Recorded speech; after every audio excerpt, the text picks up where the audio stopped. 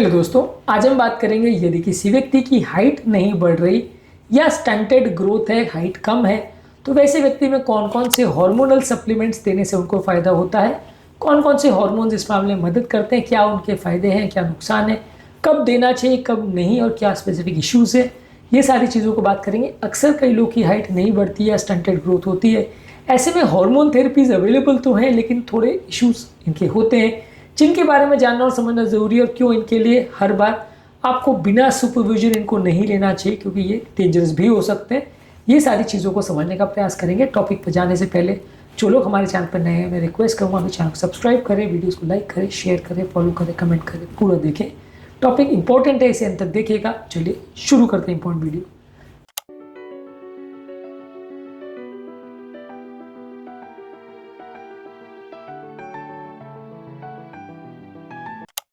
सबसे पहला growth hormone. अगर किसी व्यक्ति को हाइट की कमी है तो सबसे इंपॉर्टेंट हार्मोन होता है ग्रोथ हार्मोन, जो कि किसी व्यक्ति को अगर चाहे ब्रेन में पिट्यूटरी हो जो ग्लैंड है जो कि ग्रोथ हार्मोन बनाता है उसमें अगर प्रॉब्लम हो तो हो सकता है, कोई ट्यूमर वगैरह की वजह से हो सकता है, कंजेनाइटल हो सकता है।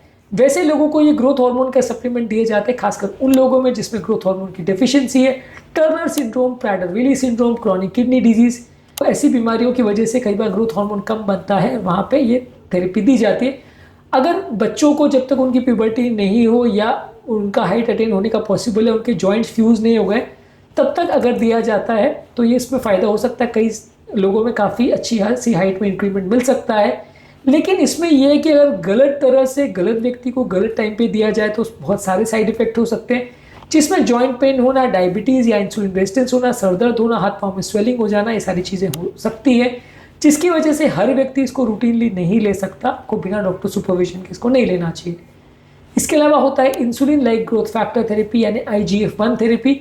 ये भी ग्रोथ हार्मोन को स्टिमुलेट करता है।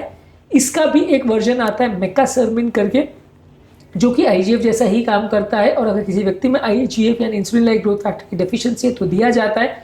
ज़्यादातर किसी व्यक्ति में बहुत ज़्यादा इसकी वैल्यू लो हो या व्यक्ति उसको रिस्पॉन्ड नहीं कर रहा वाइट ल्यूज हाई होने के बावजूद भी, तो इसको दिया जाता है। अगर कोई व्यक्ति को ग्रोथ हार्मोन का प्रॉब्लम है और ग्रोथ हार्मोन देने के बावजूद भी वो रिस्पॉन्ड नहीं कर रहा तो वहाँ पे इसको देने से फ़ायदा हो सकता है। लेकिन इसको क्योंकि इंसुलिन जैसा काम करता है तो ये शुगर लेवल्स को कम कर सकता है। इसमें भी जॉइंट पेन, टॉन्सिल एनलार्जमेंट और कुछ लिवर के प्रॉब्लम्स हो सकते हैं, इसलिए ये दवा भी बिना आपके एंडोक्राइनोलॉजिस्ट के सुपरविजन के नहीं देनी चाहिए। इसके अलावा टेस्टोस्टेरोन या एस्ट्रोजन थेरेपी, अगर ये व्यक्ति में कमी है और प्यूबर्टल एज होने के बाद भी उसकी हाइट नहीं बढ़ रही है। प्यूबर्टी में अक्सर लोगों का मेंस्ट्रुअल साइकिल आ जाता है, फीमेल्स में और मेल्स में जो उनके सेक्सुअल कैरेक्टर्स आ जाते हैं, उस टाइम पे टेस्टोस्टेरोन और एस्ट्रोजन जो है ये हाइट बढ़ाने का काम करते हैं।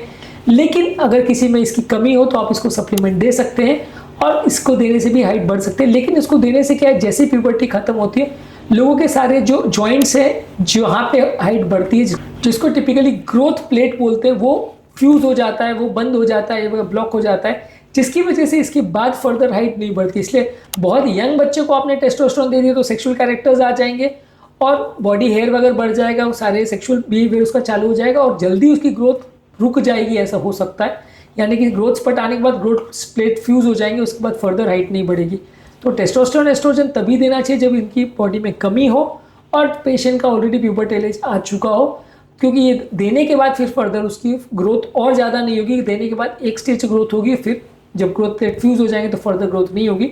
तो ये कई बार काउंटर प्रोडक्टिव हो सकता है यदि बिना आपके डॉक्टर के सुपरविजन के आप इसको देते हैं तो। इसके अलावा थायराइड हार्मोन अगर डेफिशिएंसी है तो थायराइड हार्मोन की कमी की वजह से भी लोगों का ग्रोथ कई बार कॉम्प्रोमाइज़ हो सकता है। बच्चे जिनको हाइपोथायरॉयडिज्म है उनको ये ग्रोथ हार्मोन के साथ या दूसरे हार्मोन के बदले भी ये कई बार दिया जाता है। ये ज़्यादातर वहीं पे वर्क करता है जहाँ हाइपोथायरॉयडिज्म की वजह से ग्रोथ स्टंटेड हो।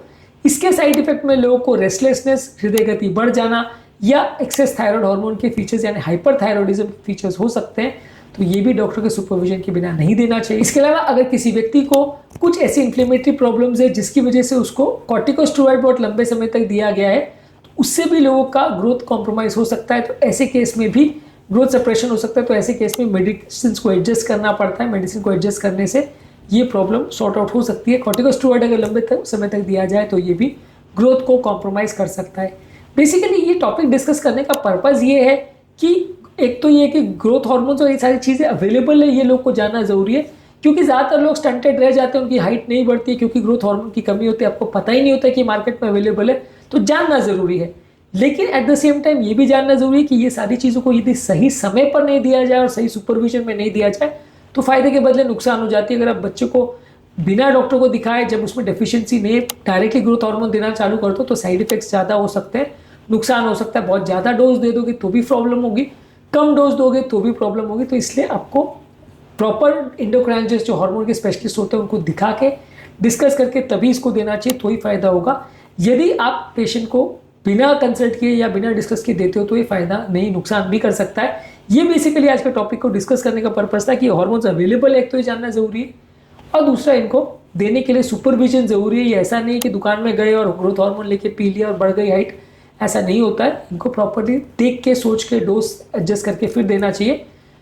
कई और नॉन हार्मोनल चीज़ें हैं जैसे कि प्रॉपर न्यूट्रिशन, रेगुलर एक्सरसाइज और प्रॉपर स्लीप, ये सारी चीज़ें भी आपकी ग्रोथ को मैनेज और मेंटेन करने में मदद करती है। ये नॉन हार्मोनल चीज़ें हैं जो आपकी हाइट को इम्प्रूव करने में मदद करती है। तो ये सारी चीज़ों को भी नहीं भूलना चाहिए और इनको भी प्रॉपर फॉलो करना चाहिए। ये और कौन कौन से फैक्टर्स हैं जो हाइट बढ़ाने में मदद करते हैं उसको ऑलरेडी हमने अलग वीडियो में डिस्कस किया है, इनको ज़रूर चेकआउट करें।